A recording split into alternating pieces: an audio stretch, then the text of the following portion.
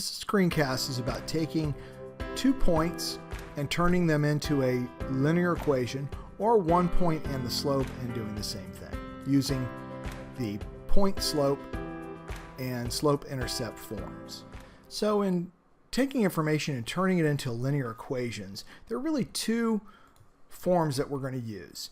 In a situation where we have an intercept, vertical intercept, and a slope, and those are known, we're going to use the slope intercept form, which is given in the form y equals mx plus b, where the m stands for the rate of change or the slope. We talked about rate of change and determining it in a previous screencast. The b is the y-coordinate of the vertical intercept.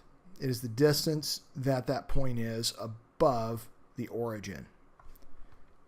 So we have those pieces of information, slope intercept form, y equals mxb is the way to go. We're going to look at examples of that.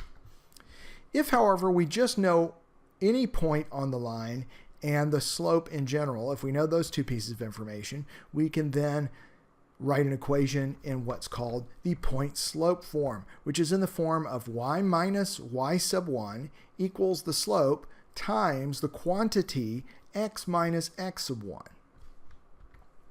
So m, again, is that rate of change, that slope, and x1 and y1, respectively, are the coordinates, the x and y coordinates of the point that we know. So even with just one known point and a slope, or one intercept, the y-intercept and the slope, we can determine a linear equation.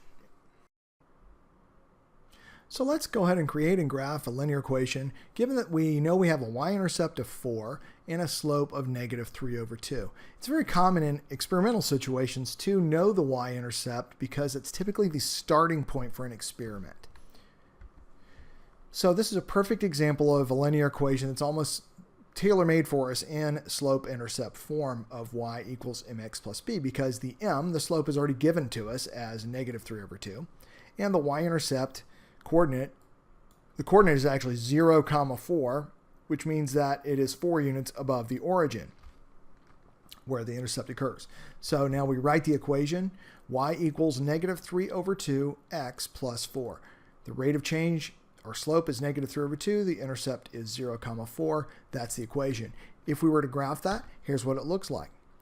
It is has that y-intercept there at the coordinates 0, 4, and it has a slope of -3/2, or a rate of change of -3/2. From that point, it goes down 3. -3 means 3 in the negative or downward direction, and 2 across, it goes 2 in the positive direction.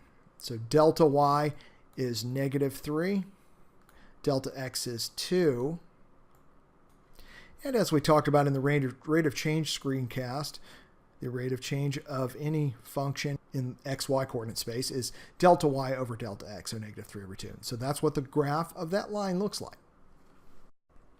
So let's take a look at a situation where you're given a graph and you have to determine the linear equation from the graph.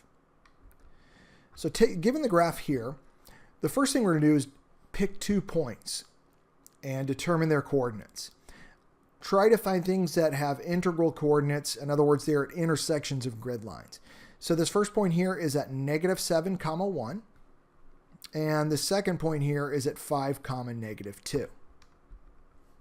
So those are the 2 points we're going to take to determine our linear equation.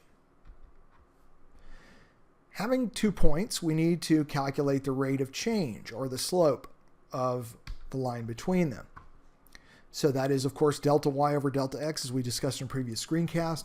Delta y is the change in the y-coordinates, y2 minus y1. Delta x is the change in the x-coordinates, x2 minus x1. So for the y-coordinates, that's -2 minus 1. -2 minus 1 is in the numerator. And that's compared to the denominator, the rate of change of the x-coordinates, 5 minus -7. Got to be careful with negatives. That's positive 12. So -2 minus 1 is a -3. 5 minus -7 is positive 12.